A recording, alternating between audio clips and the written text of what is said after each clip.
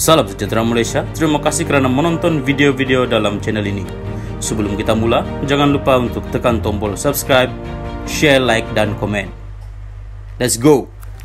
Salam sejahtera dan salam perpaduan kepada seluruh rakyat Malaysia terkini dari Mahkamah. Mahkamah tolak rayuan Najib singkir dua peguam Tommy Thomas. Bertepenu, Mahkamah Rayuan menolak rayuan bekas Perdana Menteri Najib Razak untuk melucutkan kelayakan firma guaman tertuan Tommy Thomas daripada mewakili Tommy Thomas dalam perbicaraan saman RM1.9 juta dikemukakan bekas Perdana Menteri itu terhadap bekas peguam negara terbabit. Panel 3 hakim yang dipengerusikan Hakim Hanifah Farikula sebulat suara menolak rayuan Najib yang sebelum ini menyaman Thomas atas tuduhan melakukan pendakwaan berniat jahat terhadap dalam kes 1MDB. Hanifah memutuskan bahawa panel hakim mendapati tiada kaitan antara dua peguam daripada firma berkenaan dengan tindakan undang-undang yang diambil terhadap Najib. Tahun lalu, Mahkamah Tinggi Kuala Lumpur menolak permohonan Najib untuk melucutkan kelayakan firma terbabit. Mahkamah juga membenarkan permohonan Tommy membatalkan saman tersebut tanpa meritnya didengar dalam perbicaraan penuh. Najib merayu kepada Mahkamah Rayuan berhubung keputusan berkenaan. Keputusan hari ini adalah mengenai isu kelayakan firma guaman yang didakwa tidak dapat bertindak secara profesional ketika mewakili Thomas. Semasa prosiding di mahkamah pagi ini, Hanifah memutuskan bahawa Mahkamah Tinggi tidak terkilaf dalam keputusannya berhubung profesionalisme dua peguam firma itu, Alan Adrian Gomez dan Marvin Lai Wei Xiong. Kedua-dua peguam itu boleh mengekalkan kebebasan profesional demi kepentingan keadilan, kata Hanifah bagi pihak dua lagi anggota panel hakim Azima Omar dan Azahari Kamal Ramli. Mahkamah juga mengarahkan Najib membayar kos sebanyak RM10,000 kepada Thomas. Firoz Hussein Ahmad Jamaluddin mewakili Najib manakala Alan mewakili Thomas. Pada 19 Ogos tahun lalu, Hakim Mahkamah Tinggi Ahmad Bache memutuskan permohonan Najib adalah tidak wajar, terutamanya dalam undang-undang dan amalan biasa, di mana seseorang peguam seperti Thomas mempunyai hak untuk memilih peguam pilihannya sendiri. Ahmad membenarkan permohonan Thomas membatalkan saman sivil Najib pada 25 November tahun lepas kerana tuntutan mahkamah itu dipenuhi dengan isu politik yang tidak berkaitan. Dia menambah saman sivil itu juga tidak memperincikan mengenai dakwaan bekas peguam negara terlibat dalam pendakwaan salah. Tuntutan Najib tertumpu kepada pendakwaan salah Thomas terhadapnya dalam 4 kes jenayah. 3 daripada kes itu sedang berjalan di mahkamah, iaitu kes rasuah melibatkan RM2.28 bilion dana 1MDB, kes pecah amanah CBT dalam International Petroleum Investment Company IPIC berjumlah RM6.6 bilion dan kes pengubahan wang haram membabitkan SRC International sebanyak RM27 juta ringgit.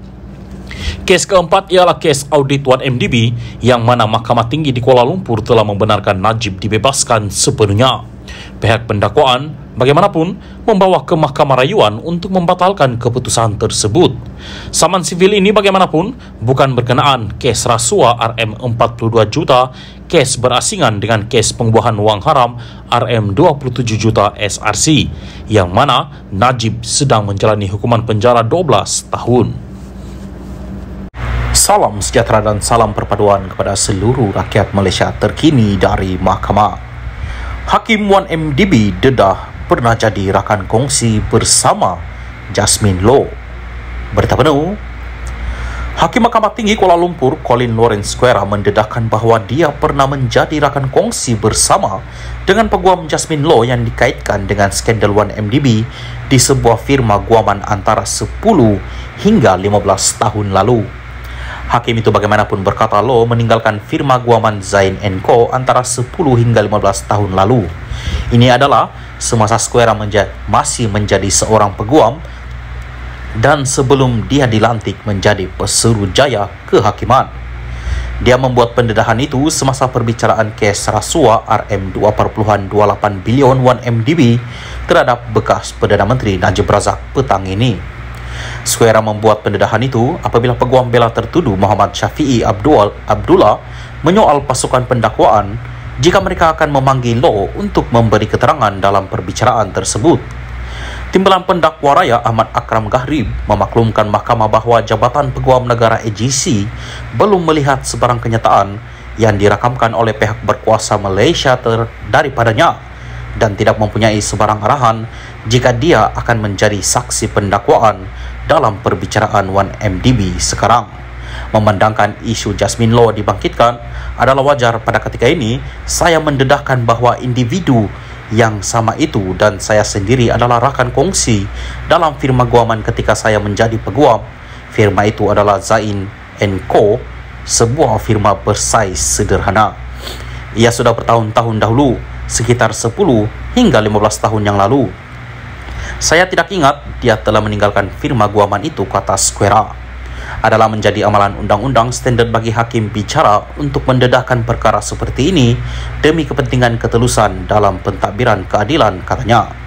Selepas pendedahan Square, perbicaraan disambung semula dengan Syafi'i menyambung pemeriksaan balasnya terhadap saksi pendakwaan ke-44 Kevin Michael Swimpelai, bekas jurubank dengan BSI Bank Cawangan Singapura yang tidak lagi beroperasi.